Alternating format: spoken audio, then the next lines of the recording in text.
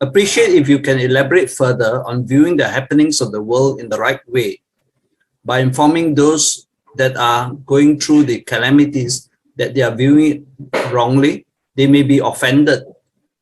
Then how then can we explain it to them in a gentle way? Gentle way, yeah. Well, I think to me, this is one of the, there's a lot of hope in this idea of thinking about the future as being made through your character, through being kind, through being caring, through having a good heart. Because it brings hope to humanity when you know that your future is determined by your inner qualities rather than what happens outside. It actually takes away so much of the burden that we have to deal with. You can start to see that, yes, war is problematic. Yeah, war is really has many bad consequences, and of course, people are suffering a lot in all of this. But actually, in the long run, what really matters for each one of us is how we live.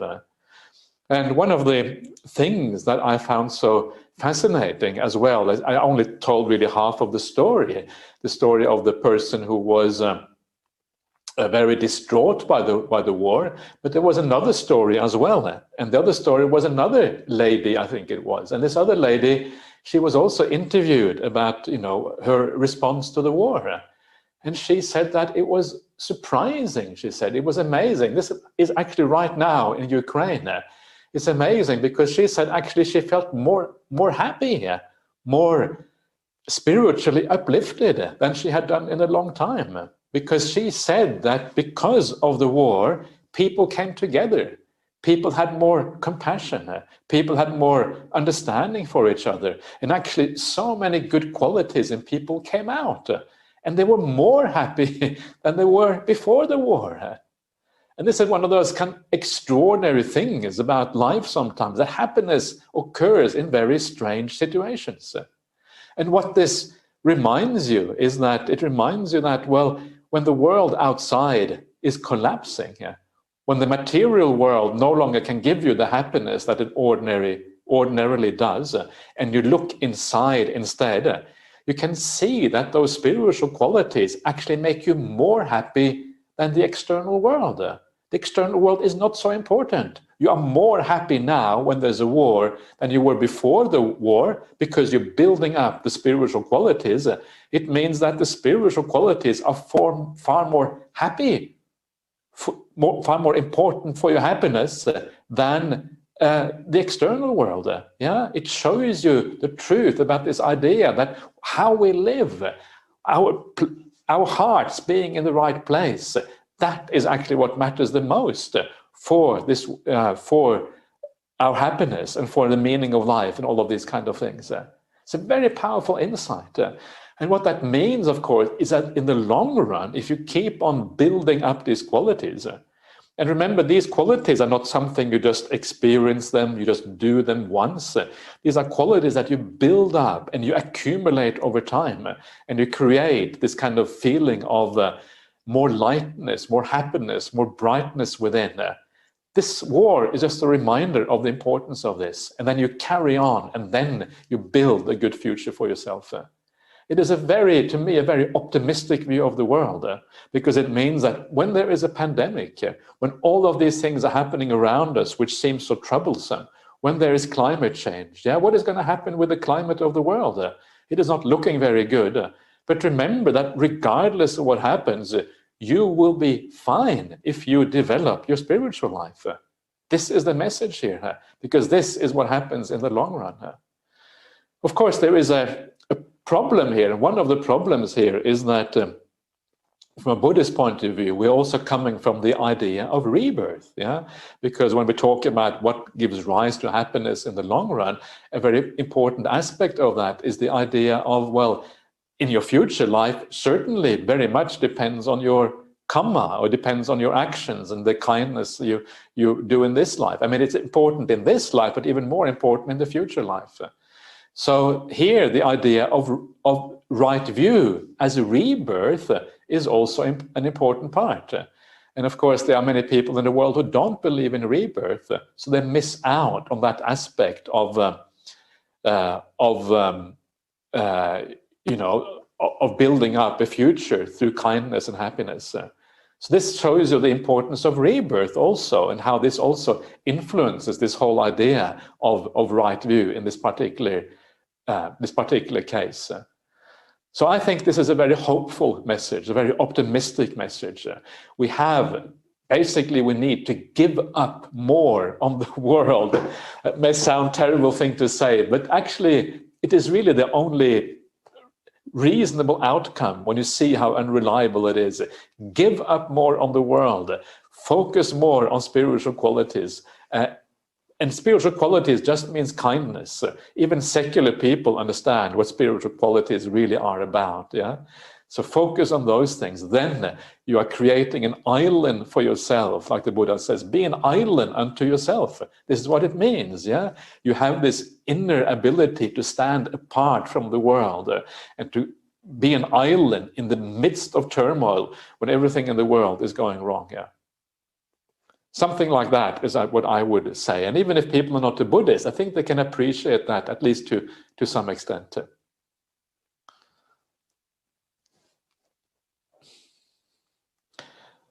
Anything else, Bobby?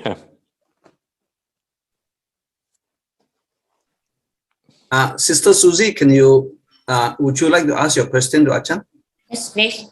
Thank you, Ajahn, for the explanation. I'd like to inquire, or I'd like to know a little bit more on right view when it comes to, in the sutta itself, when you're saying that you regard form as self, self is having form in self or self in form. What is the right view when one is meditating? My question is, like, when I'm experiencing or when I'm observing my meditation practice, so do I actually, you know, it's like at times it's like if form is not self, then who is meditating? So is it the formation, the body formation, which is experiencing? And then is it the consciousness that is experiencing meditation? So may I have may I ask Ajahn advice? Because sometimes inside is that, what is happening inside? That is my question. Thank you, Ajahn. Okay.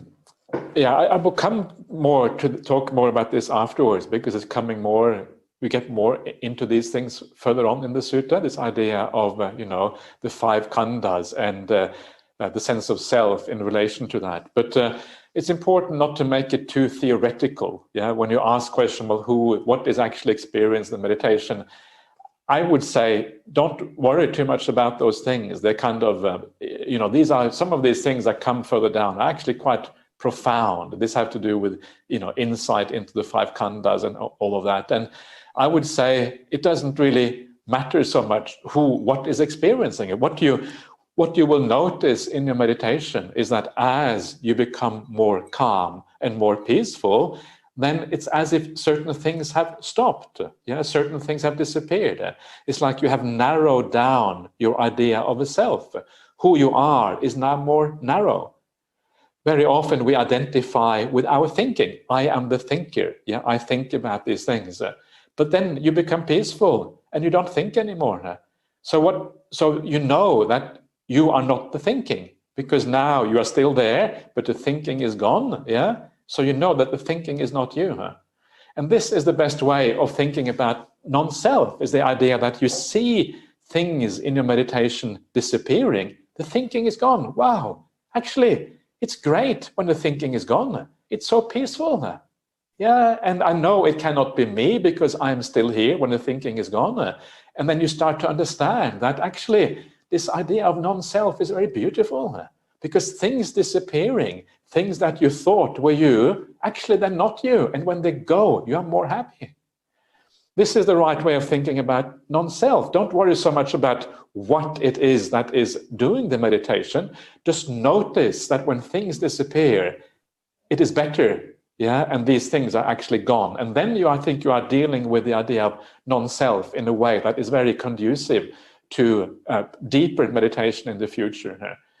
If you try too hard to understand exactly what is going on, if you try to use the idea of non-self saying, oh, there's no one here, there's no one here. Sometimes if you're not ready for it, it can lead to confusion. It can lead to a sense of even imbalance, even distress in the meditation, because very often we're not ready for those questions. These questions are often very, very profound. These are the things that maybe lead you to stream entry down the track. So use it in a way that is conducive. Always ask yourself, what is it that really makes me more peaceful? And that is where you should go. Don't ask yourself questions that do not lead to peace. Only use those things that actually lead to peace in your meditation, and then you will be on the right track. But anyway, I will come back to those things, Susie, later on when we come a bit further down in this discourse, because these are certainly, I think, important questions. So let's carry on. If there are any more questions, Bobby, we can take those later on. Yeah, Ajahn, there's a few questions, 5 questions, but I think we maybe take 2 only. Yeah. Okay. If one's default setting is to react to what is happening around us, very much like Newton's law of physics, to every action there's an equal and opposite reaction, how does one overcome that?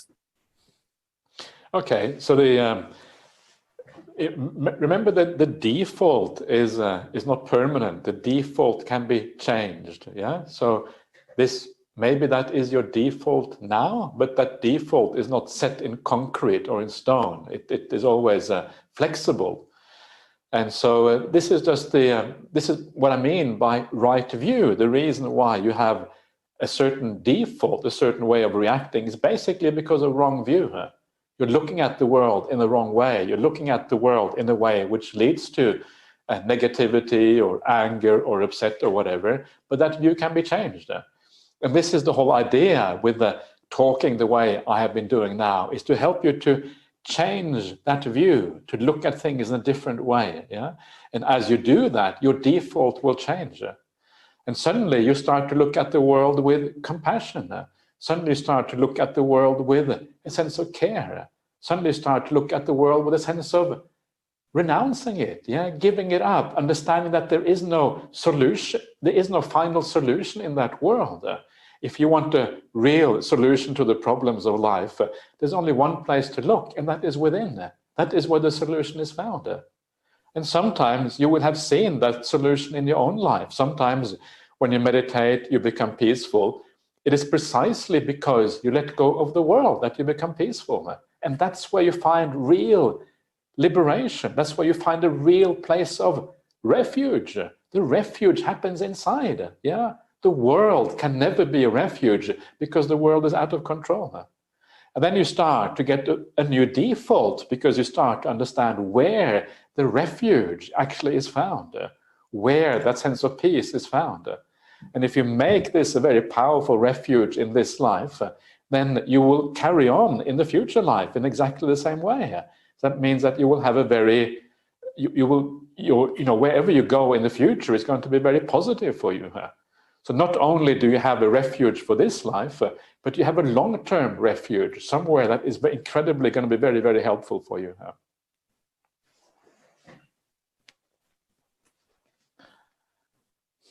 Next question, Ajahn.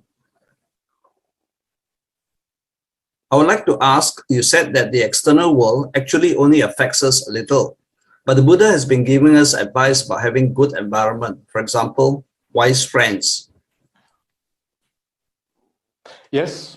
So when I say the external world, what I mean is the 5 sense world. Yeah, I mean all the things that we attach to in that world outside. But of course, there is the spiritual side of that world, and the spiritual side of that world is positive. Yeah. So of course, when it comes to wise friends, the Kalyanamitas, then of course, it is good to maybe even attach a little bit, attach a little bit to the Buddha. The Buddha is the number 1 Kalyanamitta, so it's okay to be a bit attached to the Buddha, or attached to your, whoever are your spiritual friends in this life, the people you take as your teachers or as your people who support you. It's okay to have a little bit of attachment in that area. But that is like a spiritual area. That is not really what I'm referring to. What I'm referring to is the things in the world that are the pleasures of the five senses. Kalyanamitta is the pleasure of the spiritual company. It is not the pleasure of the senses. Yeah, the pleasure of the senses, whereby we expect the world to go in a certain way, where we expect not to have suffering in that world. That is what I really am referring to. So make a clear distinction between spiritual aspects and the worldly aspects of things. Thank you, Ajahn. I think one more question. We can take a few more if you like. Yeah, that's okay. Yeah. Everyone is preoccupied with the past and future. Do you think this is human nature, or we pick up thinking habit after birth? Past and the future, it is a little bit of human nature, because this is what most people do, think about the past and the future. But it is not a nature which is absolute. We have to be, when we use the word nature, we have to understand that nature itself is changeable. It is not something which is kind of a fixed reality. If you use the word nature as a fixed reality, well, then it is not the case. But it is, if you use the word nature as a tendency of human beings, well, then it is true, yeah, because we are reborn in this world precisely because we are attached to the world. That's why we are reborn here. And that's because we are attached to the world. That's why we think about the past and the future. This is what it is all about. But because that nature is not fixed, it can be changed. Yeah, so doesn't have to be that way. So that is, I think, the right way to think about that. Thank you, Ajahn. Ajahn, may I know what to do when during sitting meditation, insects come and crawling? Yes, this is a hard one. So what you have to do, there's two things, there's different things you can do. One is to ignore the insect, and you can say, welcome insect. My heart is open to you. I love insects. So you can do that. If you don't have a problem with the insect, you'll be okay. But if that is too difficult, then, just open your eyes and just push the insect away a little bit, yeah, and show it a different direction or whatever. Maybe even pick it up gently and throw it outside if you have to. But the best way sometimes is, I prefer, if there's insect, I prefer to endure a little bit, yeah, because very often it's very small kind of endurance, depending on what kind of insect. If it is some dangerous insect, like a scorpion or a centipede, then be careful. But if it's just an ant or a cockroach or something, a mosquito or something like that, then very often just ignoring it is the best way to go. But don't lash out, yeah. Don't get angry, because that or don't do anything silly, because that will destroy not just the animal, it will also destroy your meditation. Yeah, this is exactly what you should never do. So always try to have compassion for that little creature which comes to you in your meditation practice. Thank you, Ajahn. Last question. Instead of burning photo albums, maybe we can use it in a positive way. For example, helping us remember, understand birth, aging, sickness, and death. Or maybe Ajahn have better ideas. Yeah, that's a good point. You can do that. But make sure, if you do that, you can look at yourself now, and you can look at what you looked like 30 years ago. And I'm always shocked when I look at myself in the mirror and I see what I looked like 30 years ago. I think, jeepers, what an incredible change over 30, 40 years. But so that is a good way. I agree with you. So if you can do that, it's excellent. But sometimes it leads to a sense of sadness, yeah, to what you have lost. If it leads to sadness of what you have lost, then don't use it, because then it will be a bad thing. But if it leads to insight, like you're doing now, excellent. I think that's a very good idea. One of the things I think we should do is that when we take pictures of ourselves, we should look really sad and miserable. Yeah, we should look like, oh, dukkha, this is so terrible. Nobody smile, yeah, on the pictures. So next time I come to the BGF, Bobby, say, no one smile, everyone look miserable. Then you take a picture, you put it in the wall, and then some years later on, you can say, oh, look, in those days, we were so miserable. Now we are much better, yeah? So yeah, then you get the feeling that you're kind of moving in the right direction. You're creating more happiness in your life. So that is one way, just having pictures that are more realistic. Yeah, sometimes you look at some of the great photographers of the world, the people who make photography for the big newspapers and things, and very often they take pictures of terrible things. Yeah, this is what photographers often do, who are professional, who are in the news industry. They take pictures of reality. Yeah? They take pictures of all the garbage, the waste dumps in the world. They take pictures of problems, of children starving, things we don't really want to see here. But this is what real photographers do, because they want to show us reality here. So maybe we should be more like the real photographers, the professional ones, and show reality as it actually is.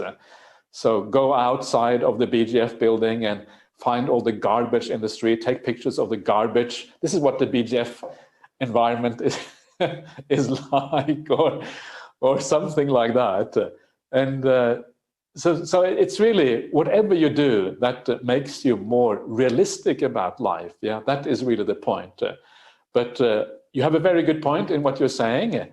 Use it to contemplate old age and these kind of things, and then I think you are definitely on the right track. So it's a very good point. So thank you for saying that. Okay, thank you, Ajahn.